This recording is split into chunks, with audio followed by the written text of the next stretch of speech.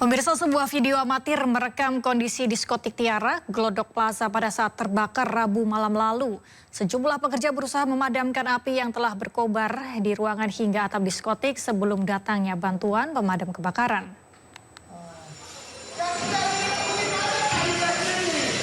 Di dalam disko udah besar. Video amatir ini memperlihatkan suasana kebakaran di lantai 8, tepatnya di diskotik Tiara, Glodok Plaza, Jakarta Barat. Video ini terkirim di grup WhatsApp para pekerja Tiara yang berupaya memadamkan api sebelum datangnya bantuan pemadam kebakaran. Bunyi alarm kebakaran menggaung di ruangan, sementara sejumlah pekerja berupaya memadamkan api dengan hidran yang terpasang di dinding. Besarnya kobaran api membuat upaya pemadam tak berarti. Api menjalar ke seluruh bagian gedung.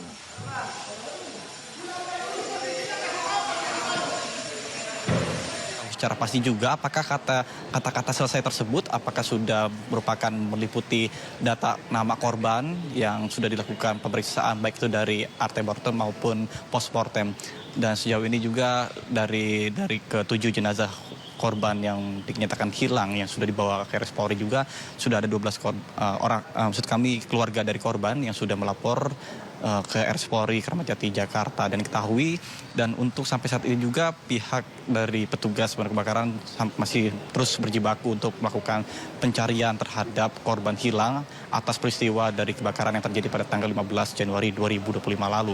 Dan diketahui bahwa pada tanggal 16 Januari 2025 yang lalu sebanyak 3 jenazah sudah berhasil dievakuasi, yang dimana ditemukan di lantai 8 yang merupakan lokasi terbakar, di lantai 7, 8, 9 yang memang lokasi menjadi titik pusat api yang berkobar ketika saat itu dengan kondisi yang tentunya tidak utuh lagi, sehingga itulah yang menyebabkan kesulitan dari para petugas dan juga pihak tim DVI untuk melakukan identifikasi terkait dengan jenazah korban yang terjadi kebakaran pada insiden tersebut. Kemudian juga pada tanggal kemarin atau tanggal 17 kemarin juga sudah ditemukan juga tambahan dari korban yang dievakuasi, sehingga untuk total dari 14 orang yang hilang ini 7 orang menyatakan meninggal dunia dan sudah ditemukan. Dan sampai saat ini juga pihak keluarga juga beberapa tadi kami mendapatkan informasi bahwa akan ada orang tua, maksud kami dari pihak keluarga yang melapor terkait dengan datang untuk memastikan apakah benar keluarganya tersebut yang menjadi korban kebakaran dari insiden di Plaza Glodok. Sementara saya kembalikan pada Anda di studio, Pram. Sido siang hari ini kita awali dari informasi proses evakuasi korban kebakaran di Glodok Plaza yang terus dilanjutkan. Hingga saat ini sebanyak 7 jenazah sudah dibawa ke Rumah Sakit Polri Kramat Jati. Petugas Gul Karmat bersama BPBD Jakarta melanjutkan evakuasi korban hilang pada kebakaran Glodok Plaza. Hingga kini total ada 7 kantong jenazah dibawa ke Rumah Sakit Polri Kramat Jati untuk diidentifikasi. Jenazah ditemukan dalam posisi tertimpa reruntuhan dan menyatu dengan bahan material yang terbakar. Dalam peristiwa ini korban hilang dilaporkan mencapai 14 orang.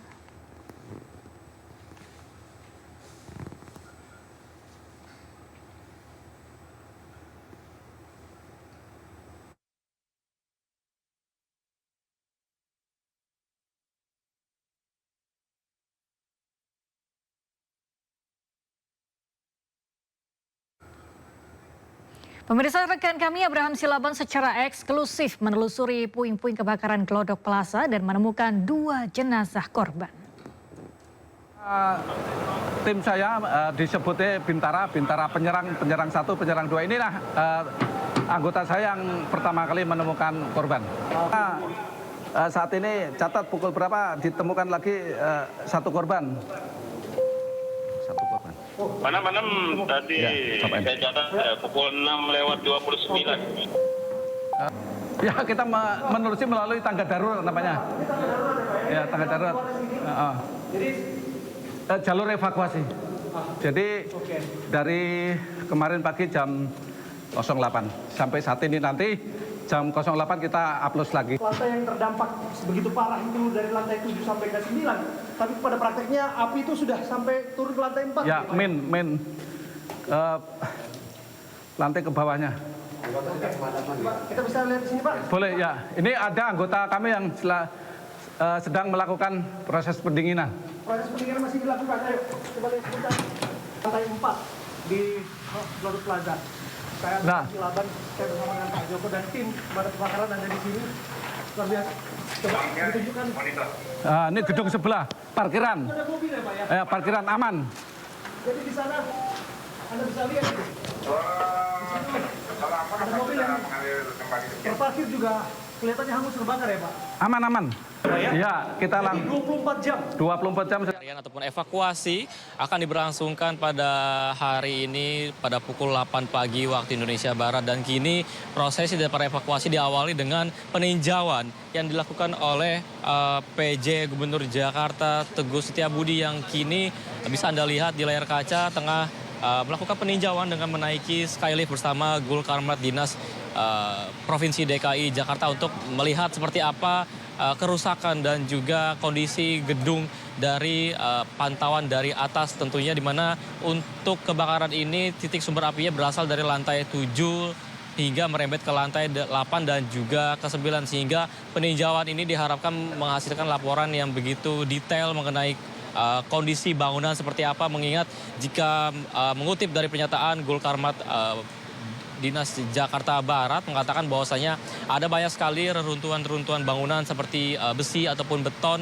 yang membuat mereka terkendala untuk melakukan evakuasi yang sudah berlangsung selama lebih dari 2 hari ini, di mana dalam peristiwa kebakaran di Glodok Plaza ini masih ada 14 orang yang dinyatakan hilang, dan sejauh ini sudah ada 7 orang yang dinyatakan tewas pada hari ini. Dan memang hingga saat ini kami masih bagaimana nanti hasil tinjauan yang dilakukan oleh PJ Gubernur Teguh Setiabudi, dan seperti inilah situasinya, bahwasanya untuk saat ini masih akan dilakukan proses evakuasi, dan kami masih menunggu apakah nanti Teguh Setiabudi nanti akan melaporkan terkait situasi dan kondisi pasca terjadinya kebakaran di Plaza Glodok. Dan saya akan menunjukkan kepada Anda, Pram, dan juga pemirsa, inilah persiapan yang dilakukan oleh pihak Gul Karmat. Ini sudah ada beberapa alat berat yang nantinya akan digunakan untuk memotong besi dan juga beton yang berhamburan di berbagai lantai, khususnya di lantai 8 yang merupakan dilaporkan ada sebelumnya ditemukan jenazah sebanyak 7 orang di lantai 8, dan ini diprediksi masih ada beberapa jenazah lagi yang akan dicari dan juga dievakuasi oleh pihak Gul Karmat beserta BPBD. Dan inilah seperti situasinya, sudah mulai ada persiapan di Poskotis, tempat di mana para keluarga korban bisa melaporkan kehilangan mengenai korbannya. Dan ini adalah sebuah papan yang mengindikasikan ada 14 orang. Pram dan juga pemirsa, ini ada 15 Januari sampai 16 Januari sudah ada laporan sampai 13 orang, dan menambah lagi pada 17 Januari ataupun kemarin bertambah 1 orang. Artinya total daripada korban kehilangan ini mencapai 14 orang, dan ini ada tulisan mengenai sudah dievakuasi 7 kantong jenazah. Dan inilah persiapannya, Pram dan juga pemirsa, mengingat dari pihak Gul Karmat sendiri sudah mulai bersiap sejak pukul 8 pagi waktu Indonesia Barat. Tadi diawali dengan apel pagi sebelum bergantian shift dan juga pergantian para personil pemadam yang sudah bekerja keras selama sejak Rabu kemarin pada malam hari. Dan inilah persiapannya, sudah mulai ada beberapa alat berat dan juga beberapa personil sudah mulai mempersiapkan alat penerangan dan juga alat pemotongan. Seperti yang bisa disampaikan bahwasanya kondisi daripada bangunan ini sulit untuk dijangkau oleh para pemadam kebakaran karena banyak sekali beberapa bangunan yang begitu kokoh dan juga menimpa jenazah bahkan, sehingga ini membuat identifikasi daripada jenazah sulit karena sudah tertimpa puing-puing ataupun reruntuhan yang terjadi sejak kemarin begitu. Dan inilah situasinya, Pram dan juga pemirsa, ada beberapa aparat Gul Karmat dan juga ada skylift yang kini masih beroperasi, dan kini bisa Anda lihat di layar kaca, Pram dan juga pemirsa, bahwa PJ Gubernur Setiabudi atau Gus Setiabudi maksudnya sudah mulai turun pada hari ini, menandai bahwasanya proses daripada peninjauan sudah selesai, dan kami masih menantikan apa saja laporan-laporan yang nantinya akan disampaikan oleh PJ Gubernur Teguh Setiabudi, mengingat proses evakuasi akan terus berlangsung dan disebutkan ataupun diprediksi akan mencapai 7 hari sejak terjadinya kebakaran di Glodok Plaza pada hari ini. Dan ini dia Pram dan juga pemirsa, PJ Gubernur baru saja melakukan peninjauan dan sudah mulai kembali setelah sekitar 5 menit naik untuk meninjau beberapa lantai di atas seperti lantai 7, lantai 8 dan juga lantai 9 untuk melihat seperti apa situasi dan kondisinya pada hari ini. Dan bisa dilihat Pram, PJ sudah mulai turun menggunakan APD yang begitu lengkap. Dan kita akan melihat bagaimana laporan terkini dari PJ Gubernur Jakarta Teguh Setiabudi setelah meninjau beberapa lantai yang memang dilaporkan memang untuk melihat seberapa destruktif. Dan Pram dan juga pemirsa, kami akan mengajak Anda untuk melihat langsung bagaimana statement daripada PJ Gubernur DKI Jakarta. Nanti kita lihat di door prize kita lihat. Yaudah. Baik Pram, kami akan bergeser sejenak karena situasi tidak begitu kondusif untuk mendengarkan pernyataan daripada PJ Gubernur DKI Jakarta Teguh Setiabudi, mengingat baru saja terbang, maksudnya baru saja naik untuk melakukan peninjauan pada hari ini. Dan memang hingga saat ini seperti inilah situasinya. Kami masih menunggu apa saja statement daripada PJ Gubernur DKI Jakarta Teguh Setiabudi pada hari ini. Ini suasananya begitu ramai sekali Pram. Dan juga pemirsa, kami berusaha untuk turun bahkan melewati beberapa armada alat berat yang dikerahkan oleh Gulkarmat Provinsi DKI Jakarta. Dan kami akan mengabarkan informasi terkini terkait apa saja hasil daripada peninjauan pada hari ini begitu. Dan untuk diketahui juga Pram dan juga pemirsa, untuk korban yang dinyatakan hilang ini mencapai 14 orang dan 7 diantara lainnya maksudnya 7 orang dinyatakan tewas dan sudah dilarikan ke Rumah Sakit Polri Kramat Jati. Dan kini masih dilakukan identifikasi oleh pihak Inafis dan juga RS Polri Kramat Jati, mengingat banyak sekali laporan dari keluarga korban hilang. Dan kini sorak gembira dikumandangkan atau dirayakan oleh pihak Gulkarmat Provinsi DKI Jakarta. Dan kami masih menunggu Pram dan juga pemirsa apa hasil daripada peninjauan yang dilakukan oleh PJ Gubernur DKI Jakarta setelah tadi melihat seberapa parah, seberapa hancur dan seberapa destruktifnya bangunan Glodok Plaza yang terjadi kebakarannya pada Rabu malam. Memang hingga saat ini menimbulkan duka dari keluarga korban, dan kami juga masih memantau di pos Kotis untuk melihat apakah nanti ada keluarga korban lain yang ikut melaporkan kerabatnya hilang selama kejadian kebakaran berlangsung pada Rabu malam. Dan Pram dan juga pemirsa, saya ingin mengajak Anda untuk melihat apa saja keterangan dari PJ Gubernur Teguh Setiabudi.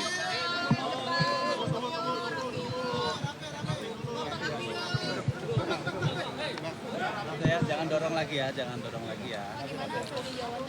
Baik, selamat pagi teman-teman media semuanya.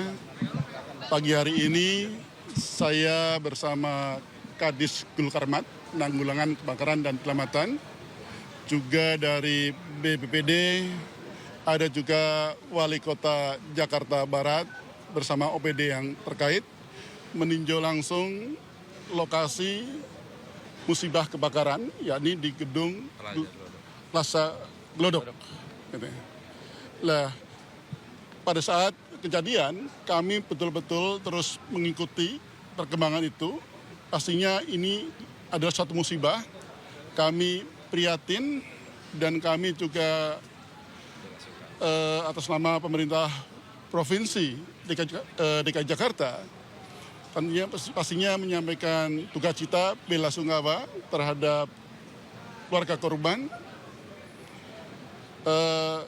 mudah-mudahan tetap diberi ketabahan, kekuatan, kesabaran, dan juga untuk yang luka ataupun yang itu sudah dibawa ke rumah sakit. Dan tadi kami juga sudah langsung ke atas naik Bronto Skylife menyaksikan langsung kondisi gedung Plaza Glodok yang terbakar itu sampai di atas lantai yang teratas. Kita sungguh prihatin karena kebakarannya tersebut sungguh sepertinya hebat sekali dalam artian besar sampai kemudian atap gedung bagian atas itu runtuh, roboh ke bawah. Kemudian juga kalau kita lihat paling atas seluruh plafonnya juga ambruk semuanya. Kemudian juga tiang-tiang yang sekat-sekat juga sudah berserakan. Sekat-sekatnya sudah hilang, tinggal mungkin besi-besinya. Demikian juga sebagian besar lantai 8 dan juga 7.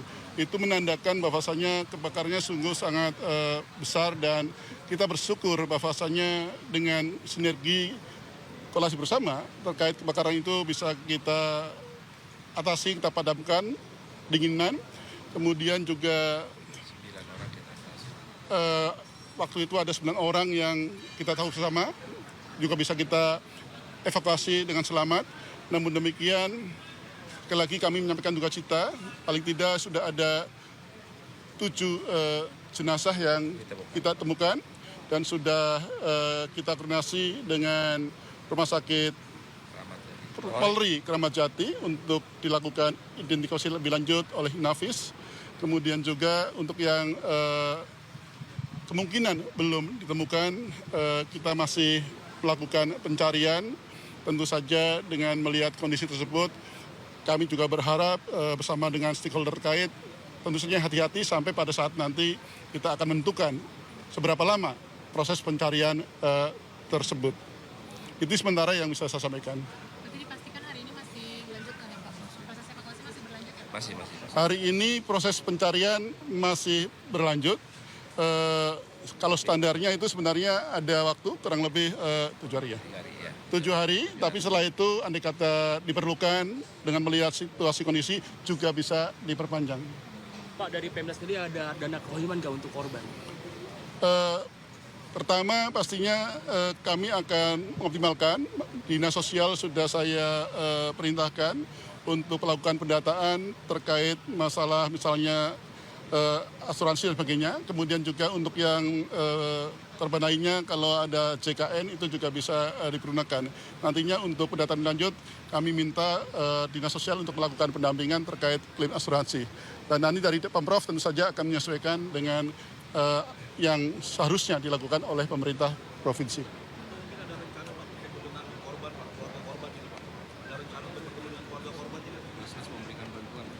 Dalam hari ini juga Basnas juga sudah memberikan bantuan dan pastinya pemerintah provinsi nanti juga pemerintah provinsi bukan hanya pejabat gubernur tapi juga dengan seluruh jajarannya nanti kita akan atur demikian rupa, pastinya juga kita prihatin dan menyampaikan duka cita. Untuk penyebabnya belum bisa diketahui ya Pak? Secara teknis terkait masalah penyebab kemudian bagaimana penanganannya itu nanti kalau untuk itu ada kajian investigasi lebih lanjut terkait penyebab.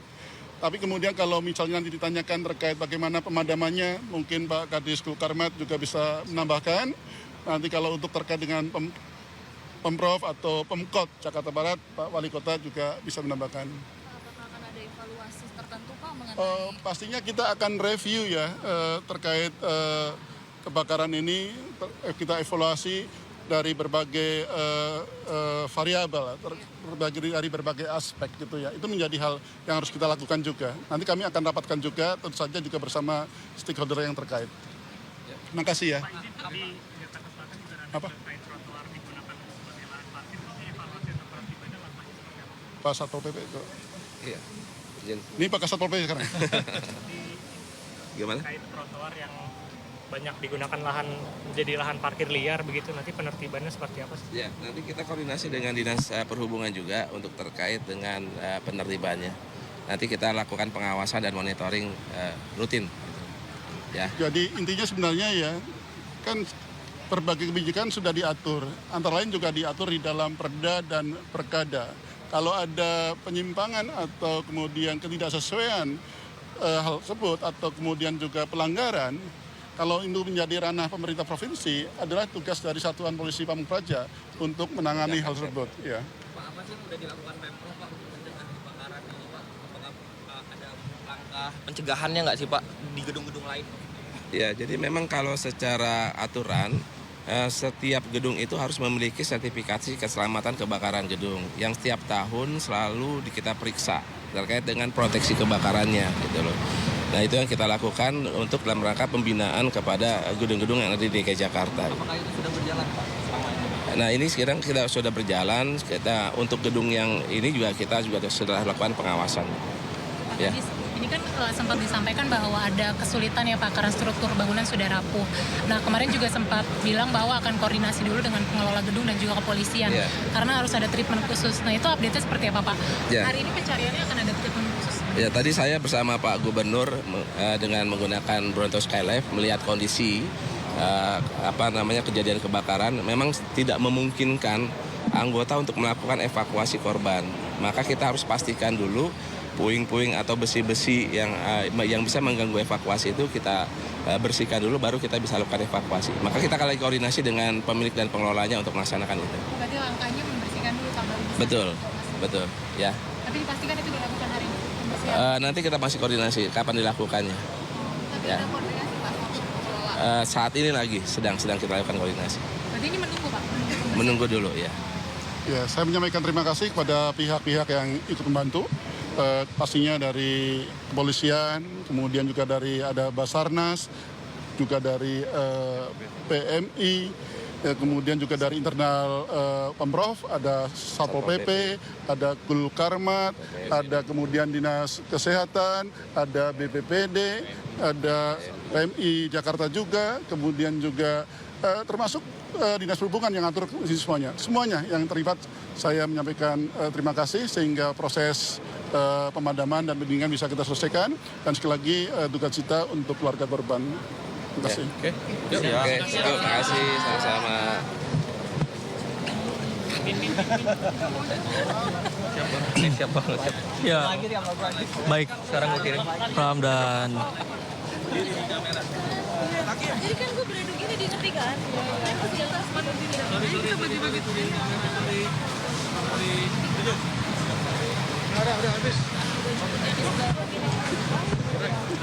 sebentar. Siap ya. Siap dulu. Ya, ini belum siap ya. Ini belum siap. Ya, yuk.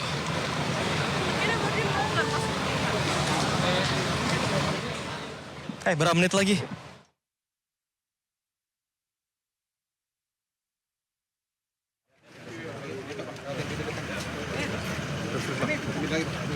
Min.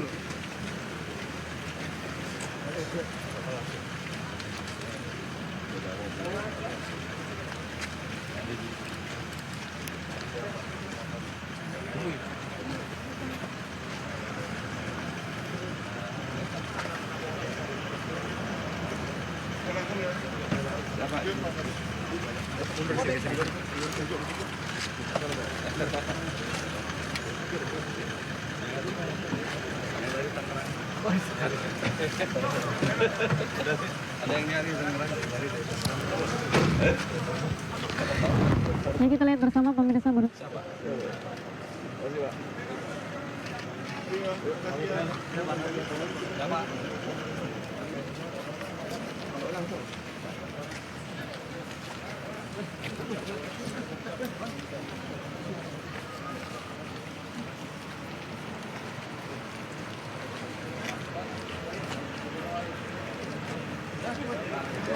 Baru saja PJ Gubernur Jakarta meninggalkan lokasi tempat kejadian kebakaran di Glodok Plaza. Sementara diketahui bahwa ada 14 orang korban dari peristiwa ini. Sementara baru ditemukan 7 jenazah dari tempat kejadian perkara.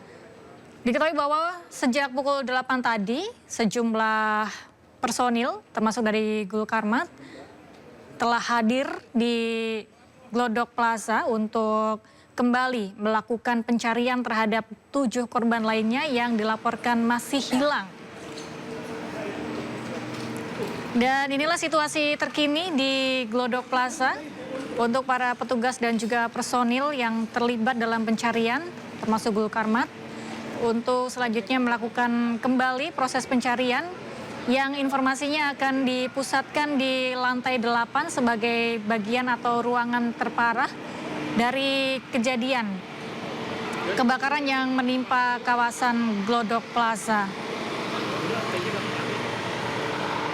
Dan di sana sejumlah kendaraan, awak media, masyarakat, dan petugas-petugas yang terkait sedang bersiap termasuk mempersiapkan alat-alat yang memungkinkan mereka memudahkan untuk mencari korban yang masih dilaporkan hilang.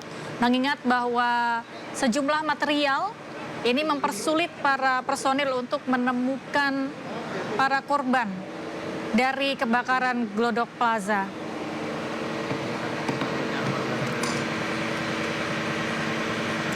Tadi juga pejabat Gubernur Jakarta juga melakukan peninjauan ke tempat kejadian perkara dan menaiki kendaraan dan meninjau dari ketinggian untuk melihat secara langsung bagaimana lokasi tempat kejadian perkara dari kebakaran yang menyebabkan 14 korban dari peristiwa ini, sementara baru ditemukan 7 jenazah.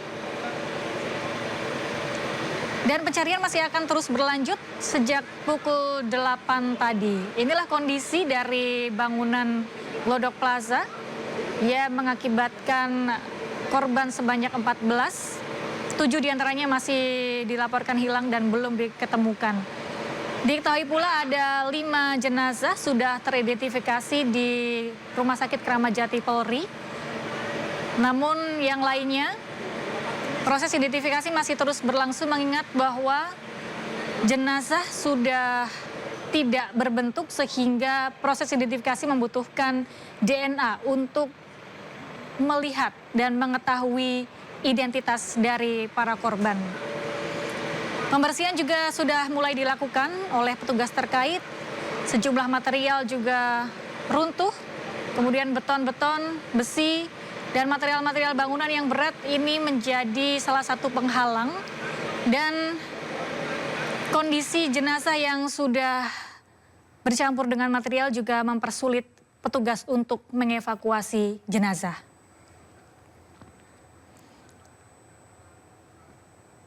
Keluarga korban kebakaran Glodok Plaza mendatangi lokasi untuk mencari anggota keluarga mereka yang diduga hilang.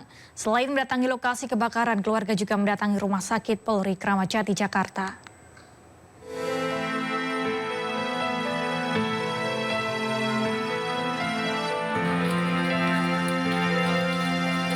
Kebakaran Glodok Plaza di Taman Sari, Jakarta Barat menelan korban jiwa. Dari 14 orang yang dilaporkan hilang, sebagian besar diantaranya belum ditemukan. Sejumlah orang mendatangi posko kebakaran yang berada di depan gedung Glodok Plaza. Mereka datang untuk melaporkan anggota keluarganya yang hilang pasca kebakaran yang terjadi Rabu malam. Salah satu keluarga korban datang sambil membawa foto putrinya yang bekerja sebagai kasir diskotik. Warga Pademangan ini menantikan putrinya atas nama Ade Aryati yang tidak kembali ke rumah. Iya, kerja. Sebagai apa, Pak? Kasir. Sebagai kasir. Terakhir kontak sama keluarga jam berapa tuh, Pak? Kalau sama saya sih, apa itu WA-an jam 3-an. Jam 3 sore. Sore, WA doang. Pada saat kejadian nggak nginfoin ke keluarga gitu, Pak? Enggak ada. Karena HP-nya juga nggak aktif. Bapak sendiri sudah melaporkan ke posko ini, Pak? Udah ini udah dibilang kan dari situ namanya juga udah. Atas nama siapa? Ade Aryati. Tidak hanya mendatangi lokasi kebakaran Glodok Plaza, Keluarga Ade Aryati, korban kebakaran yang diduga hilang, juga mendatangi Rumah Sakit Polri Kramat Jati, Jakarta Timur. Keluarga mengatakan kedatangannya untuk memastikan apakah sejumlah jenazah yang berada di ruang jenazah RS Polri Kramat Jati, salah satunya adalah anggota keluarga mereka yang hilang. Dari Jakarta, Tim Liputan iNews melaporkan.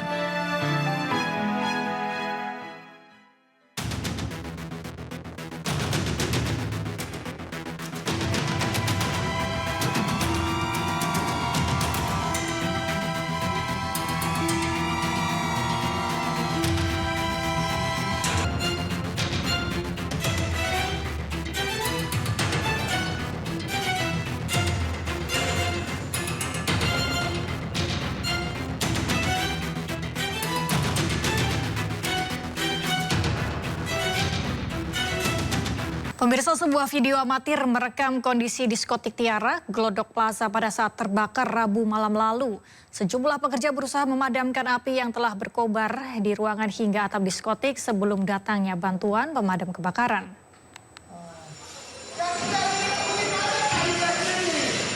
Di dalam disko udah besar. Video amatir ini memperlihatkan suasana kebakaran di lantai 8, tepatnya di diskotik Tiara, Glodok Plaza, Jakarta Barat. Video ini terkirim di grup WhatsApp para pekerja Tiara yang berupaya memadamkan api sebelum datangnya bantuan pemadam kebakaran. Bunyi alarm kebakaran menggaung di ruangan, sementara sejumlah pekerja berupaya memadamkan api dengan hidran yang terpasang di dinding. Besarnya kobaran api membuat upaya pemadam tak berarti. Api menjalar ke seluruh bagian gedung.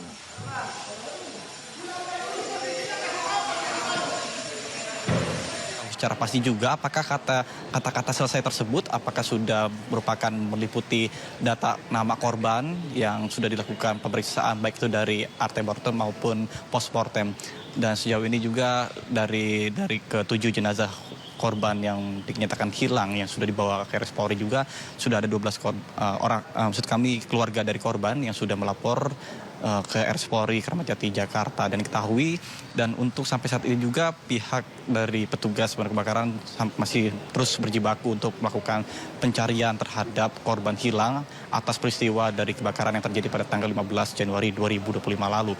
Dan diketahui bahwa pada tanggal 16 Januari 2025 yang lalu sebanyak 3 jenazah sudah berhasil dievakuasi yang dimana ditemukan di lantai 8 yang merupakan lokasi terbakar di lantai 7, 8, 9 yang memang lokasi menjadi titik pusat api yang berkobar ketika saat itu dengan kondisi yang tentunya tidak utuh lagi sehingga inilah yang menyebabkan kesulitan dari para petugas dan juga pihak tim DVI untuk melakukan identifikasi terkait dengan jenazah korban yang terjadi kebakaran pada insiden tersebut. Kemudian juga pada tanggal kemarin atau tanggal 17 kemarin juga sudah ditemukan juga tambahan dari korban yang dievakuasi sehingga untuk total dari 14 orang yang hilang ini 7 orang dinyatakan meninggal dunia dan sudah ditemukan. Dan sampai saat ini juga pihak keluarga juga beberapa tadi kami mendapatkan informasi bahwa akan ada orang tua maksud kami dari pihak keluarga yang melapor terkait dengan datang untuk memastikan apakah benar keluarganya tersebut yang menjadi korban kebakaran dari insiden di Plaza Glodok. Sementara saya kembalikan pada Anda di studio Pram.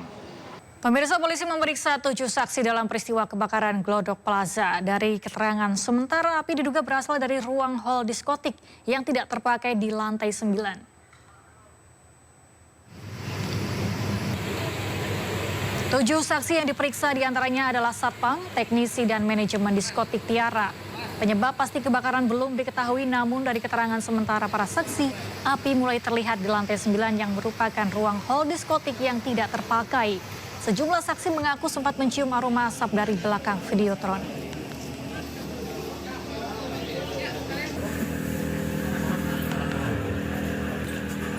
Untuk pemeriksaan saksi sementara kemarin pas malam kejadian sudah kita periksa 2 orang.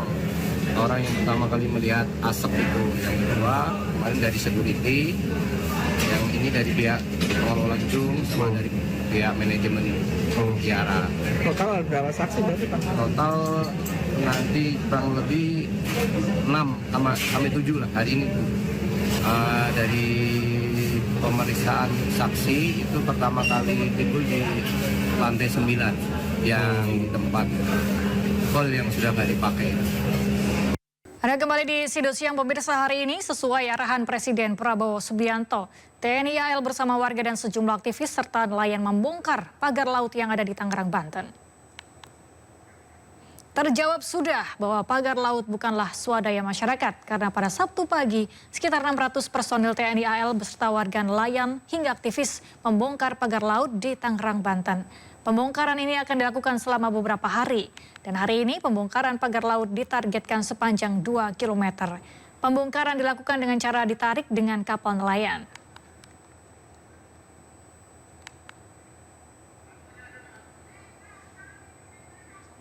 Untuk bisa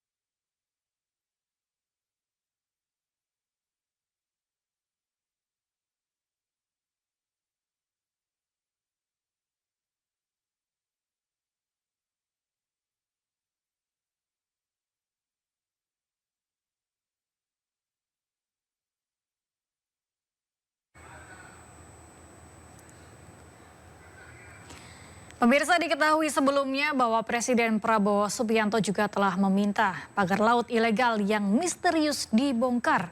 Dalang dibalik pemasangannya juga diminta diusut. Presiden Prabowo Subianto meminta proyek pagar laut itu disegel. Presiden juga memerintahkan kementerian dan pihak terkait untuk segera membongkar karena merugikan nelayan setempat. Hal itu disampaikan Sekjen Partai Gerindra Ahmad Muzani.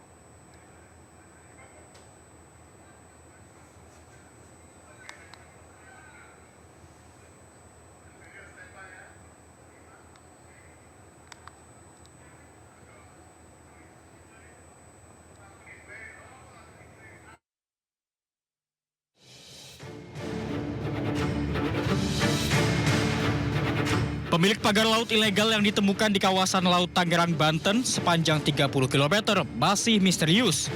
Membuat gaduh, Presiden Prabowo Subianto meminta proyek pagar laut itu disegel. Presiden juga memerintahkan kementerian dan pihak terkait untuk segera membongkar karena merugikan nelayan setempat. Hal itu disampaikan Sekjen Partai Gerindra Ahmad Muzani. Itu disegel, kemudian yang kedua belum perintahkan untuk dicarikan, ditusut begitu. Lalu apakah akan ada evaluasi untuk proyek PIK 2 itu? Nah, saya tidak sampai di situ pengetahuan saya. Saya ketua MPR. Dirjen Pengawasan Sumber Daya Kelautan dan Perikanan, Kementerian Kelautan dan Perikanan telah menyegel pagar laut yang membentang di 6 kecamatan Tangerang pada 9 Januari lalu. Pihak KKP memberi tenggat waktu 20 hari untuk pemilik pagar laut membongkar sendiri. Tim Liputan, iNews melaporkan. Pemasangan pagar bambu sepanjang 30,16 km di Laut Pesisir Utara, Kabupaten Tangerang, Banten membuat dampak dari hasil tangkapan ikan nelayan anjlok hingga 80%. Imbasnya, harga ikan kini melambung 3 kali lipat dari harga normal di pasaran.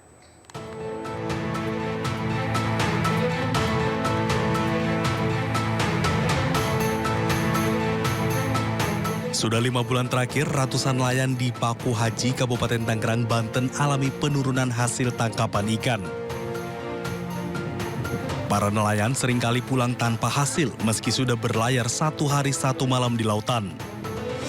Keberadaan pagar bambu misterius yang membentang sejauh 30,16 km di 6 kecamatan dan 16 desa ini menghalangi kapal nelayan untuk mengeksplor lautan.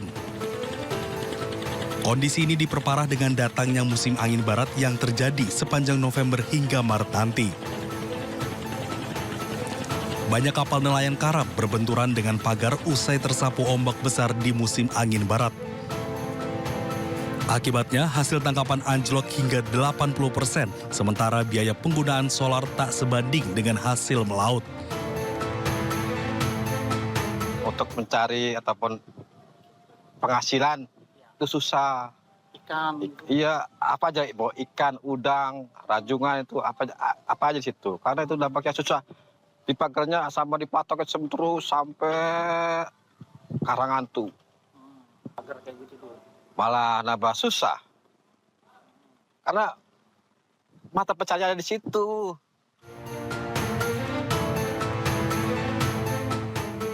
Sejumlah pedagang pun terpaksa mendatangkan beberapa jenis ikan laut dari Muara Angke, Jakarta Utara untuk bisa melayani permintaan konsumen. Akibatnya, ikan seperti tongkol, tenggiri, kembung, sotong, cumi, hingga kerang hijau harganya meroket drastis. Setiap jenis ikan per kilonya naik 30 hingga 40 ribu rupiah. Masih serba kurang lah, cumi-cumi juga kurang. Kalau cumi harganya tinggi, waduh gua naik-naik lagi. Berapa kisaran harganya kenaikan? Kisarannya itu kenaikannya melonjaknya ya antara 40-30 kenaikan harga biasa. Dari harga biasa. Saat ini baik nelayan maupun pedagang yang viral selama beberapa waktu belakangan yang kurang lebih 30,16 km yang membentang di sepanjang perairan Kabupaten Tangerang, Banten ini sudah selesai dilakukan, yang mana tadi memang sudah berlangsung selama kurang lebih selama 2 jam begitu ya.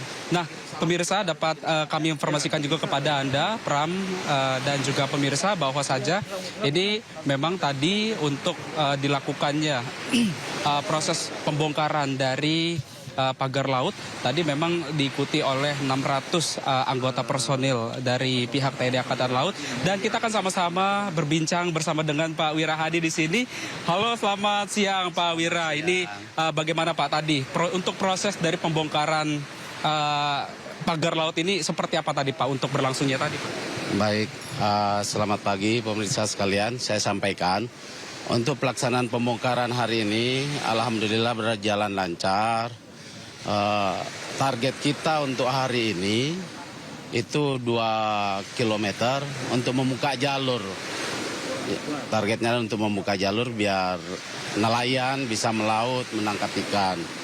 Dihadapkan dengan kondisi cuaca saat ini, memang ada kesulitan-kesulitan, tapi insya Allah mohon didoakan biar cuacanya bersahabat, biar bisa lebih cepat melaksanakan pembongkaran. Demikian. Pak, mungkin rencana ini estimasi akan selesai rampung dalam waktu berapa hari, dan mungkin untuk mekanismenya pembongkarannya nanti menggunakan sistem seperti apa Pak ini nantinya Pak? Baik. Kita pagi ini ada 2 takbut kita, cuma karena kondisinya surut, draftnya lautnya terlalu dangkal, hanya 1,2 sampai 1,4 meter, 1,2 sampai 1,5 meter. Nah, harapannya kalau memang bisa, kondisinya hanya bisa kita menggunakan nelayan sama rip, skoci karet. Jadi tujuannya biar lebih aman untuk unsur-unsur kita yang membantu penarikan, pembongkaran.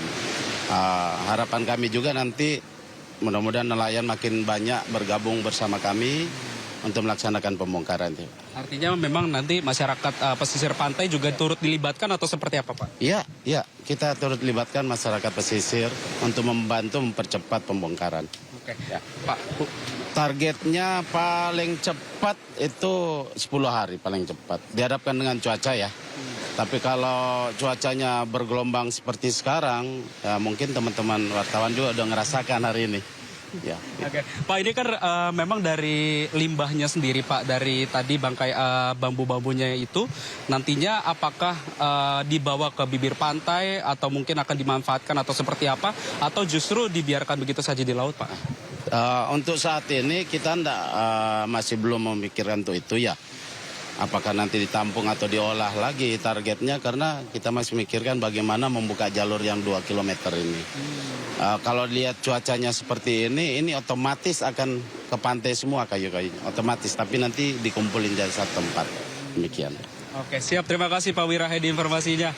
Itu dia Pram dan juga pemirsa bincang-bincang kami bersama dengan Pak Wirahadi yang memang kalau tadi sempat disampaikan bahwa memang untuk target pada hari ini untuk pembongkaran pagar laut sendiri akan berlangsung sepanjang kurang lebih 2 km untuk membuka jalur di mana nantinya memang ini nantinya diyakini untuk mempermudah nelayan untuk bisa kembali melaut dan juga kembali bisa melakukan aktivitasnya sehari-hari karena memang seperti kita ketahui selama kurang lebih 5-6 bulan belakangan ini masyarakat pesisir pantai di Tanjung tempat kami melaporkan saat ini begitu ya masyarakat ini sangat terganggu dengan adanya proyek pembangunan pagar laut yang memang sepanjang kurang lebih 30,16 km yang memakan kurang lebih 16 desa di 6 kecamatan yang berbeda di kawasan Kabupaten Tangerang, Banten ini. Dan memang tadi juga sempat disampaikan bahwa rencananya hal ini untuk pembongkaran dari pagar laut diestimasikan atau juga diproyeksikan akan rampung dalam kurun waktu 10 hari tergantung dari kondisi cuaca di tempat kami melaporkan saat ini. Nah kalau memang kita perhatikan secara sesama Pram, Arlista dan juga pemirsa bahwa memang untuk kondisi terkini dari tempat kami melaporkan ini memang kondisinya sedang pasang untuk air lautnya sendiri memang ini cukup tinggi sekali ya untuk bisa melakukan pembongkaran dan memang tadi juga sempat disampaikan bahwa untuk proses pembongkaran hari ini ditargetkan akan mencapai 2 km untuk membuka jalur tentunya yang memang dari informasi yang kami dapatkan bahwa sebanyak kurang lebih 600 personil TNI Angkatan Laut ini diturunkan untuk membongkar pagar laut yang sangat merugikan masyarakat pesisir pantai di tempat kami melaporkan saat ini. Dan memang tentu kita sama-sama berharap Pram, Arlista dan juga pemirsa agar nantinya proses pembongkaran ini bisa berjalan dengan lancar dan nelayan bisa kembali mencari nafkah seperti kegiatan sehari-harinya. Pram. Pemirsa Menteri Koordinator Bidang Infrastruktur dan Pembangunan Kewilayahan Agus Harimurti Yudhoyono akan menginvestigasi misteri pagar laut di perairan Kabupaten Tangerang, Banten. Sementara itu Walhi menyatakan keberadaan pagar laut tersebut merusak ekosistem laut dan mata pencaharian nelayan.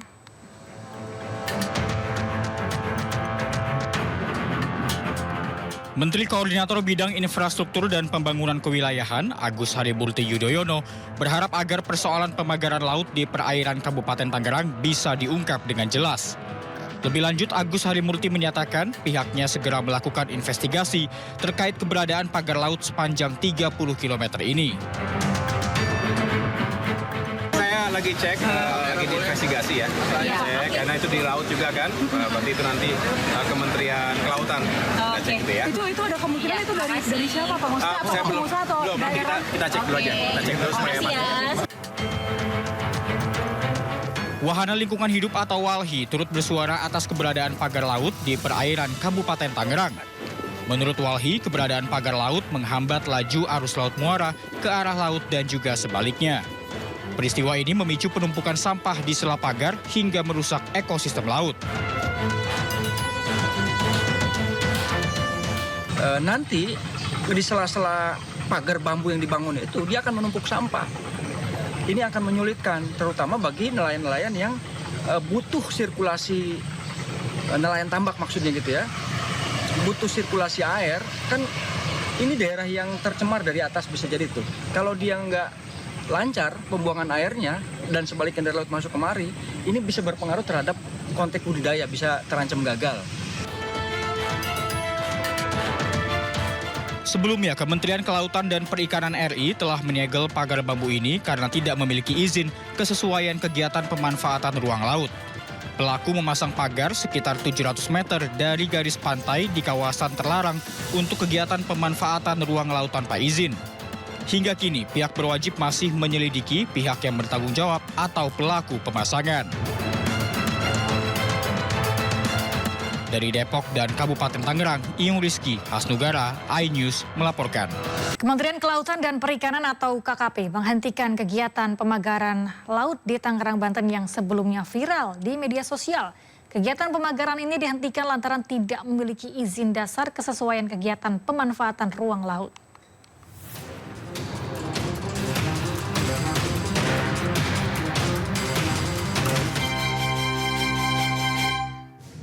Kementerian Kelautan dan Perikanan KKP menghentikan kegiatan pemagaran laut tanpa izin di Tangerang, Banten yang sebelumnya viral di media sosial. Kegiatan pemagaran dihentikan lantaran diduga tidak memiliki izin dasar kesesuaian kegiatan pemanfaatan ruang laut, serta berada di dalam zona perikanan tangkap dan zona pengelolaan energi yang menimbulkan kerugian bagi nelayan dan berpotensi merusak ekosistem pesisir. Menteri Kelautan dan Perikanan Sakti Wahyu Trenggono mengarahkan segala kegiatan pemanfaatan ruang laut yang tidak memiliki izin dasar dan berpotensi merusak keanekaragaman hayati, serta menyebabkan perubahan fungsi ruang laut seperti pemagaran laut ini untuk segera dihentikan. Direktur Jenderal Pengawasan Sumber Daya Kelautan dan Perikanan langsung terjun dalam aksi penghentian ini sebagai sikap tegas KKP, merespon aduan nelayan setempat serta menegakkan aturan yang berlaku terkait tata ruang laut. Kita melakukan penyegelan pemagaran laut yang sudah viral ini, dan ternyata memang kami wawancara dengan beberapa nelayan mengganggu. Pagar tersebut kami cek di KKP tidak ada PKK PRL-nya, jadi perizinannya tidak ada. Pemerintah dalam hal ini KKP hadir, ya, negara hadir di laut ini untuk melakukan penyegelan pemagaran laut tersebut. Laut ini pemersatu bangsa. Tidak boleh laut itu dipagar-pagar seperti itu. Siapapun pemiliknya nanti akan kami tindak lanjuti. Tim Gabungan Polisi Khusus Kelautan Ditjen PSDKP serta Dinas Kelautan dan Perikanan Banten telah melakukan investigasi di desa dan kecamatan sekitar lokasi pemagaran laut pada September 2024. Dari hasil investigasi dan pengambilan foto udara atau drone pemagaran laut, dimulai dari Desa Marga Mulia sampai dengan Desa Ketapang, kemudian Desa Patra Menggala sampai Desa Ketapang, diketahui konstruksi bahan dasar pemagaran merupakan cerucuk bambu. Hingga saat ini proses investigasi terus berlangsung. Kita beralih ke informasi lain, pemirsa. Akibat hujan lebat, banjir bandang menerjang Bandar Lampung pada Jumat kemarin. Banjir tak hanya merendam pemukiman warga tapi juga menelan korban jiwa. Jembatan putus, detik-detik jembatan di Sumur Putri putus. Allah! Inilah detik-detik banjir bandang yang menerjang sebuah jembatan hingga putus di Bandar Lampung. Banjir akibat hujan lebat yang melanda Bandar Lampung pada Jumat kemarin. Sejumlah daerah yang dikepung banjir diantaranya di Kelurahan Wailunik, Teluk Ambon, dan Teluk Betung Selatan.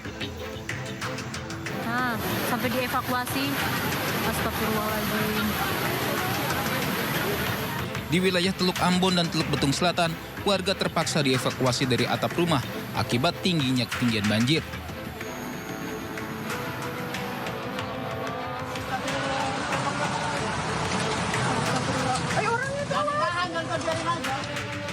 Banjir juga turut menghanyutkan beberapa kendaraan warga sekitar dan pengendara yang melintas.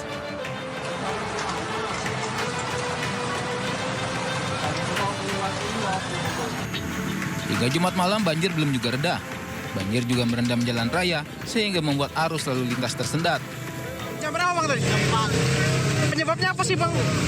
Apa gorong-gorong tumpah? Nah, ini dampaknya apa ini Bang yang ada di sini Bang? Nah, dampaknya mobil sampai ini korban juga satu orang juga. Tapi ini Menyebut berdasarkan data sementara ada 2 orang yang meninggal. Yang pertama akibat tersengat listrik di Wailunik dan satunya lagi terbawa arus banjir di Kupang Teluk Betung Utara. Kita masih dalam pendataan lah. Tapi yang baru kita dapat terima laporan itu baru 2, dan tersengat sama kanyut yang sekarang lagi dicari oleh tim terkait. Ada Basarnas, ada PMI, ada BPBD, ada Damkar, semua sudah ada di sana lagi dalam proses pencarian. Untuk membantu korban banjir, Pemkot Bandar Lampung akan membuka posko bagi warga yang terdampak banjir. Dari Bandar Lampung, Ruslan AS, iNews melaporkan. Anda kembali menyaksikan Sidosia pemirsa. Puluhan siswa SD di Sukoharjo mengalami gejala keracunan makanan usai menyantap menu makanan bergizi gratis. Para siswa rawat jalan setelah diberi obat.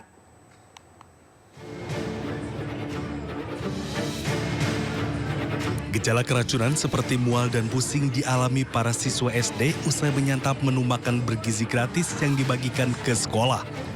Dugaan sementara penyebab gejala keracunan berasal dari daging ayam. Para siswa mendapatkan penanganan perawatan dan diberi obat oleh tim kesehatan Puskesmas Sukoharjo. Sementara Kepala Puskesmas Sukoharjo mengatakan total siswa yang mengalami gejala keracunan ringan berjumlah 40 orang. Namun para siswa hanya mengalami rawat jalan. Sampel makanan seperti ayam, sayur, dan makanan lain telah diamankan tim kesehatan untuk diteliti di laboratorium kesehatan. Itu kelas berapa Bu yang kelas 2 sampai kelas 6. Total ada berapa Bu? Ada 40 siswa. Puskesmas Sukoharjo terus memantau kesehatan siswa hingga 3 hari ke depan sejak siswa mengalami keracunan. Para siswa juga telah diberi obat untuk mengatasi gejala keracunan. Dari Sukoharjo, Zanuar Setiaji, iNews melaporkan. Kepala Komunikasi Kepresidenan Hasan Nasbi memantau pelaksanaan makan bergizi gratis di Sleman, Yogyakarta. Pemerintah terus melakukan evaluasi dengan memperkuat standar operasional prosedur agar peristiwa keracunan di Sukoharjo tidak terjadi di daerah lain.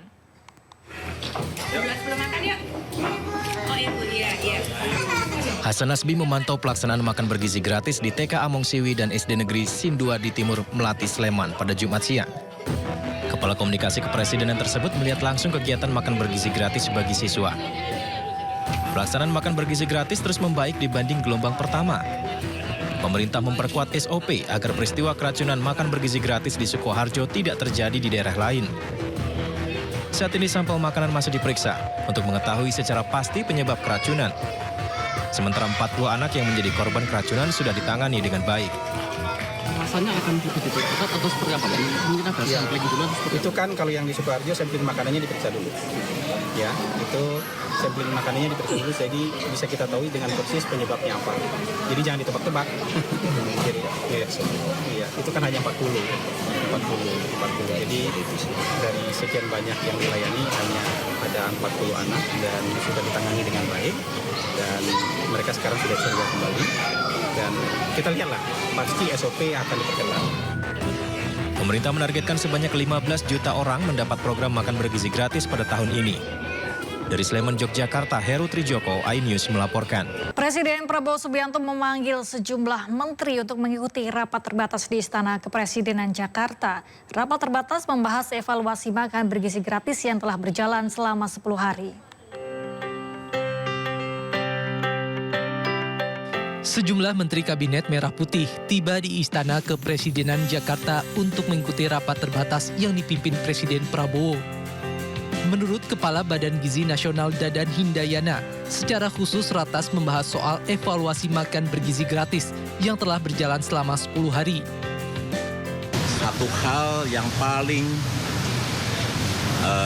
membuat Pak Presiden ingin melakukan percepatan karena beliau sangat concern dengan tuntutan anak-anak yang belum kebagian makan bergizi. Jadi ini satu hal yang mengusik kalbu beliau sehingga kami dikumpulkan untuk melakukan proses percepatan-percepatan yang perlu dilakukan dan ini dilakukan lintas sektoral.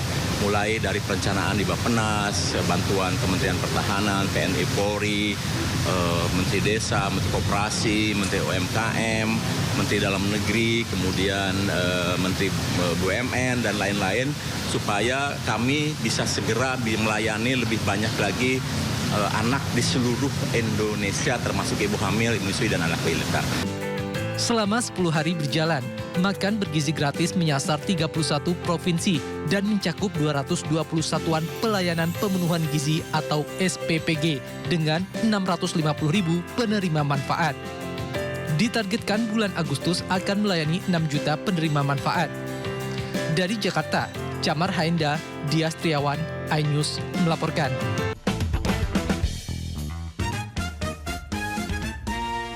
Menteri Badan Usaha Milik Negara Erick Thohir menilai masuknya Indonesia sebagai anggota penuh dari kelompok ekonomi BRICS dapat menguntungkan perdagangan Indonesia dengan negara-negara di bagian selatan. Menurut Erick, politik Indonesia yang bebas aktif yang tidak berpihak pada blok barat maupun blok timur memberikan dampak positif pada perdagangan Indonesia, khususnya dengan negara-negara anggota BRICS. Erick menegaskan Indonesia sebagai negara independen tentu tidak masalah mengikuti organisasi apapun, baik itu BRICS, World Trade Organization atau WTO atau hubungan dagang lainnya. Perdagangan selatan-selatan adalah perdagangan yang memang kita harus dorong. Dan kita lihat juga bagaimana BRICS ini kan juga banyak sekali negara-negara sahabat yang memang kontra daripada trade-nya ini bisa saling menguntungkan juga. Ya, kita dengan China, kita dengan India, ya, kita dengan Rusia. Jadi hal ini sebagai negara yang memang tentu kita independen, kita tidak punya bagian daripada geopolitik kemanapun, ya kita dengan adanya BRICS. Menteri Koordinator Bidang Perekonomian Airlangga Hartarto menegaskan bahwa Amerika Serikat mendukung langkah Indonesia untuk terlibat dalam forum-forum global termasuk bergabung dengan negara BRICS. Terlebih lagi potensi besar BRICS bisa memberikan manfaat strategis bagi Indonesia. Langkah strategis Indonesia bergabung dengan negara-negara BRICS mendapat respon positif dari Amerika Serikat, di mana keputusan Indonesia bergabung dengan blok negara ekonomi berkembang BRICS yang beranggotakan Brazil, Rusia, India, Tiongkok, Afrika Selatan, Iran, Mesir, Ethiopia, dan Uni Emirat Arab dinilai sebagai upaya memiliki peran aktif dalam forum-forum global.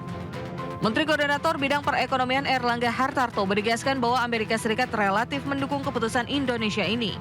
Amerika Serikat sendiri juga akan mengeluarkan pernyataan mendukung proses Indonesia menjadi anggota Organization for Economic Cooperation and Development atau OECD. Keputusan Indonesia bergabung dengan BRICS sendiri telah melalui pertimbangan yang matang, di mana sebagai anggota BRICS, Indonesia memandang organisasi ini sebagai platform penting untuk memperkuat kerjasama perdagangan dengan negara-negara anggota dengan potensi besar yang bisa memberikan manfaat strategis bagi Indonesia. Fokus kolaborasi Indonesia dengan negara-negara BRICS yakni isu keamanan pangan dan energi, pemberantasan kemiskinan, kemajuan teknologi, dan peningkatan kualitas sumber daya manusia. Selain itu, Indonesia berkomitmen untuk memainkan peran besar dalam mengatasi berbagai permasalahan dunia melalui keanggotaan di BRICS.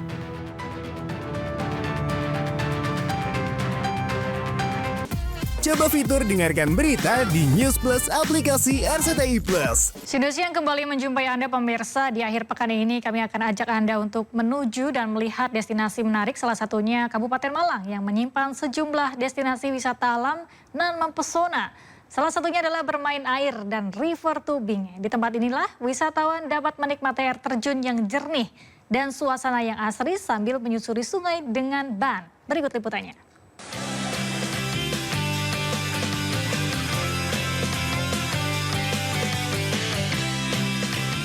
Ini dia wisata Sumber Maron yang terletak di Desa Karangsuko, Kecamatan Pagelaran, Kabupaten Malang, Jawa Timur.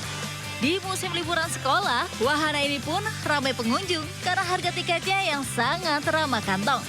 Daya tarik utama wisata ini adalah air terjun setinggi 5 meter, yakni Grojogan Sewu. Air terjun ini mengalir ke sungai yang masih jernih dan asri. Pengunjung wisata Sumber Maron ini dapat bermain dan berenang di sekitar Grojogan Sewu. Selain berenang, pengunjung bisa menjajal keseruan river tubing sepanjang aliran sungai dengan hanya menyewa ban sebesar Rp5.000. Wisatawan bisa menyusuri aliran sungai sepanjang 500 meter dengan pemandangan pepohonan hijau serta air sungai yang segar disertai udara yang sejuk. Dengan harga tiket masuk mulai Rp5.000 saat weekday dan Rp10.000 saat weekend, pengunjung bisa masuk ke seluruh wahana wisata di Sumber Maron. Seru aja karena juga itu tadi HTM-nya sangat murah, serunya dapat. Terus makanannya murah-murah juga, parkirannya enak, jalannya buat menuju sini juga enak. Yang paling disukai pastinya main air, karena bisa bermain sama teman-teman. Tantangannya mungkin saat bermain raftingnya tadi karena banyak bebatuan, jadi kita harus benar-benar bisa menstabilkan badan kita biar tetap stabil dan tidak jatuh. Objek wisata ini juga memiliki fasilitas memadai seperti toilet, gazebo, dan warung-warung makanan. River tubingnya sendiri itu bisa dinikmati dari anak-anak dari kalangan umur 5 tahun ke atas. Jadi tidak terlalu berbahaya. Jadi yang di atas khusus kolam renang itu ada waterboom. Terus yang paling utama sendiri adalah di ikonik ini adalah river tubing. Nah, jika Anda jalan-jalan ke Malang, Jawa Timur, wisata alam yang satu ini pun layak menjadi referensi liburan Anda bersama keluarga ataupun teman-teman tercinta. Dari Malang, Jawa Timur, saya Fajaradi, iNews melaporkan. Coba fitur dengarkan berita di News Plus aplikasi RCTI Plus. Ya, dari berwisata alam kita wisata kuliner pemirsa di Bantul, Yogyakarta ada menu favorit krengsengan buntut sapi. Rasanya yang gurih, manis dan pedas membuat penikmatnya ketagihan.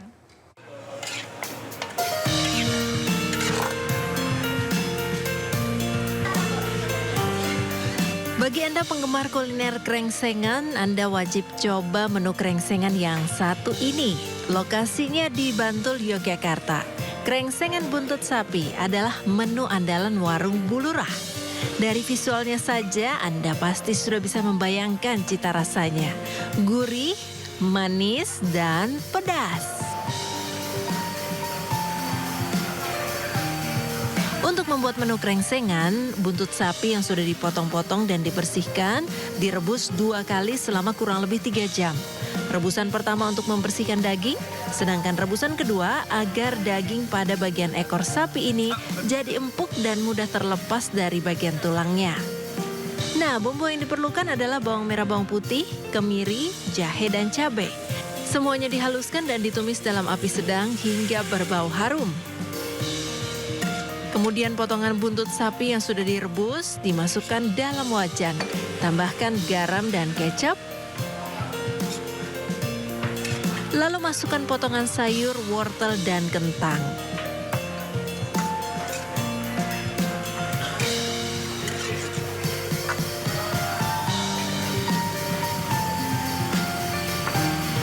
Dan terakhir, taburi irisan daun seledri serta bawang goreng. Karena di Bantul ini belum ada menu sejenis krengsengan ya, sejenis krengsengan buntut krengsengan sapi, iga sapi yang dibuat masakan sejenis krengsengan. Ada juga jeroan yang dibuat krengsengan, ada juga daging yang dibuat krengsengan. Dagingnya empuk sekali, terus bumbunya ini meresap ke dalam ininya ya, daging-dagingnya. Terus karena ini juga ada kayak sup-supnya gitu juga masuk ke sana. Satu porsi krengsengan buntut sapi di warung Bulurah ini dijual dengan harga Rp35.000, termasuk nasi yang disediakan secara prasmanan. Selain krengsengan buntut sapi, pembeli juga bisa memesan krengsengan iga atau daging sapi maupun sop daging dan sop buntut. Dari Bantul, Yogyakarta, Trisna Purwoko, iNews melaporkan.